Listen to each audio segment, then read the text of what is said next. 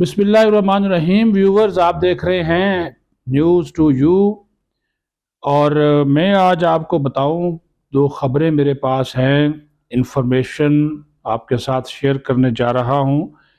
मियां नवाज शरीफ हुकूमत में आकर कैसे होंगे, यहां पर इक़्तिदार के ईवानों में क्या डिस्कस हो रहा है, क्या नवाज शरीफ के साथ जो वादे वईद किए गए वो पूरे होंगे, क्या नवाज शरीफ ने जो वादे वईद एस्टैब्लिशमेंट से किए या जामनों से किए वो पूरे होंगे। आसिफ जरदारी अचानक क्यों मुतमिन हो गए हैं, और क्या सिंध दोबारा उनकी झोली में डाला जा रहा है। ऐसे लोग जो इस्टेब्लिशमेंट के इंतहाई करीबी थे, गुज़श्ता एक हफ्ते और 10 दिन के दौरान वो क्यों पीपल्स पार्टी को ज्वाइन कर गए।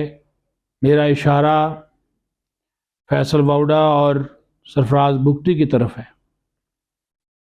लेवल प्लेइंग फील्ड की हमने कल बात कर दी कि लेवल प्लेइंग फील्ड हर कोई अपनी मर्जी की मांगता है, लेकिन जिस तरह मैंने आपको बताया कि हुकूमत के बाद का नवाज शरीफ कैसा होगा, ये है वो $1 मिलियन सवाल जी, $1 मिलियन सवाल जिसके ऊपर बात हो रही है।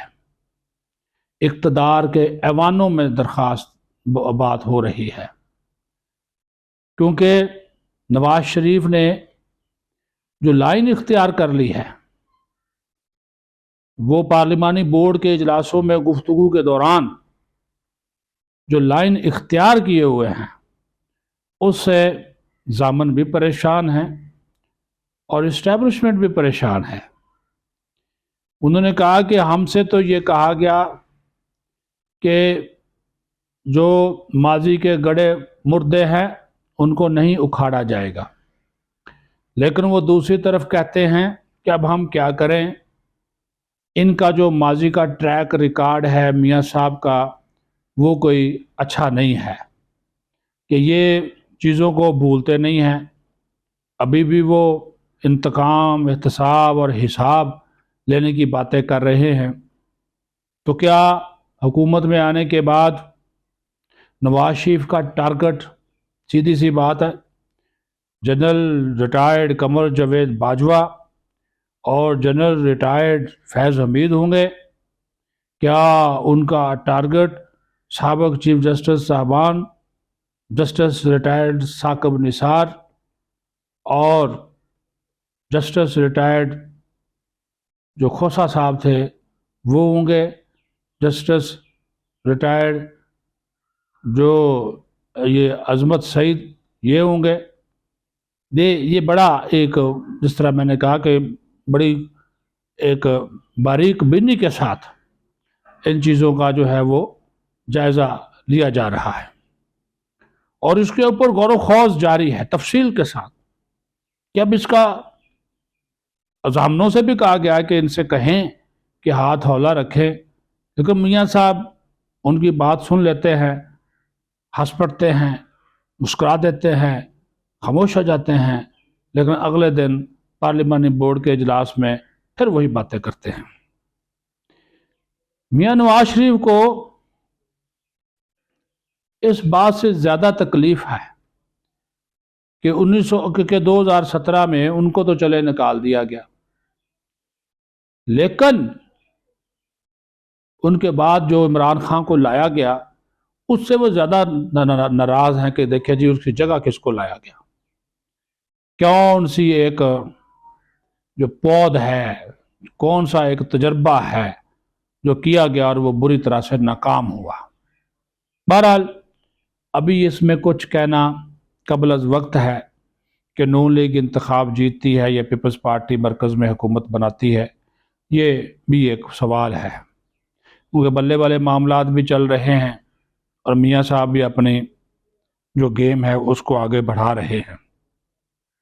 یہ میں آپ کو بتا رہا ہوں کہ یہ چیزیں اقتدار کے ایوانوں میں پس پردہ ڈسکس ہو رہی ہیں، لیکن چونکہ ایک آدھا کو تیتر بٹیر جو ہے وہ ادھر موجود ہوتا ہے تو کوئی نہ کوئی انفارمیشن لیک ہو جاتی ہے۔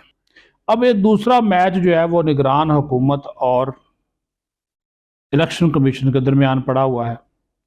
اب یہ سمجھ نہیں آتی کہ وفاقی جو حکومت ہے وہ کیوں جو آئی جی اسلام آباد ہیں ان کو بچانا چاہتی ہے، اور اکبر ناصر صاحب اور دوسرے جو ڈپٹی کمشنر ہیں اسلام آباد ان کو بچانا چاہتی ہیں۔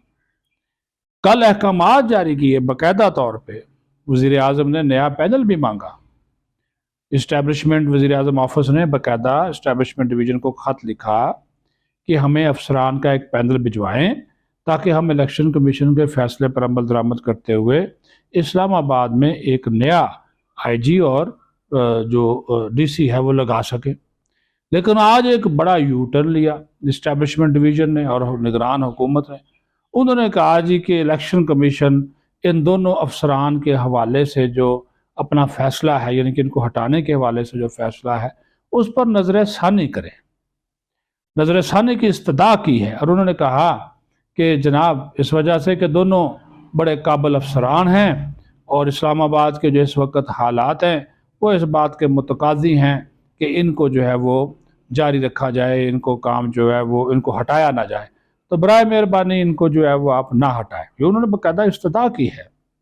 تو الیکشن کمیشن نے کہا، انہوں نے کہا جی پہلے تو آپ وہ لے کر آئیں نا، افسران کا پینل لائیں جو ہم نے آپ سے کہا ہے کہ جو ان کی جگہ پہ آپ نے پینل جب آ جائے تو اس کے بعد پھر ہم اس کے اوپر غور و خوض جو ہے وہ کریں گے۔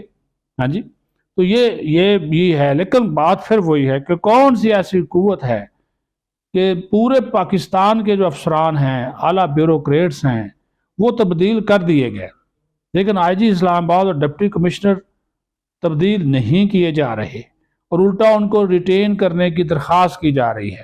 کوئی تو گدڑ سنگھی ہے نا جی، کوئی تو ہے۔ اب وہ کہتے ہیں جی وہ یہاں پہ دھرنا ہو رہا ہے، وہ بلوچستان والے آئے ہوئے ہیں، حالانکہ اسلام آباد میں چوری، ڈکیتی، قتل کی جو وارداتیں ہیں وہ بہت بڑھ چکی ہیں، آپ یقین مانیں، اور اسلام آباد پولیس ان پر قابو پانے میں برے طریقے سے ناکام ہے۔ امن و امان کی صورتحال یہاں پہ مسلسل خراب ہو رہی ہے۔ اگر اس کے باوجود ان افسران کو ریٹین کرنا ہے تو پھر اللہ ہی حافظ ہے۔ میری تو کسی کے ساتھ کوئی ایسی کوئی ذاتی دشمنی نہیں، لیکن آپ خود دیکھ لیں روزانہ درجنوں وارداتیں موٹر سائیکل چھیننے کی، موبائل چھیننے کی، کرنسی چھیننے کی جو نہیں آ رہی۔ ابھی کل وہ سبزی منڈی کے ایک جو وائس چیئرمین ہے کمیٹی کے، اس صفدر صدیق صاحب، ان کو قتل کر دیا گیا بہیمانہ طریقے سے ہیں۔ تو اگر اب وفاقی دارالحکومت میں امن و امان کی صورتحال کراچی جیسی بن رہی ہے تو پھر یہ اسلام آباد انتظامیہ کو آپ کہہ رہے ہیں ان کے اعلیٰ افسران، ڈپٹی کمشنر اور آئی جی یہی ذمہ دار ہوتے ہیں نا اس یہاں پہ امن و امان کو برقرار رکھنے کے لیے۔ تو اگر یہی اپنی ذمہ داری نبھانے میں ناکام ہیں تو پھر ان کو برقرار رکھنے کی کوشش کیوں جا رہی ہے؟ ان کی جگہ کوئی قابل افسران لائیں جو کہ شہر کو امن و امان کا گہوارہ بنائے۔ بہرحال دیکھتے ہیں اب اسٹیبلشمنٹ ڈویژن اس کے اوپر کیا فیصلہ کرتی ہے، لیکن احد چیمہ کو جو ہے وہ ہٹا دیا گیا ہے، نوٹیفیکیشن ان کا جاری ہو چکا ہے۔ اب یہ نیا آئی جی اور ڈی سی جو ہے، کیا اس معاملے کے اوپر نگران حکومت کی جیت ہوتی ہے یا الیکشن کمیشن اپنا فیصلہ منواتی ہے؟ یہ ہم ایک دو دن میں ہر جو صورتحال ہے وہ سامنے آ جائے گی۔ اپنا خیال رکھیں۔ پاکستان زندہ باد۔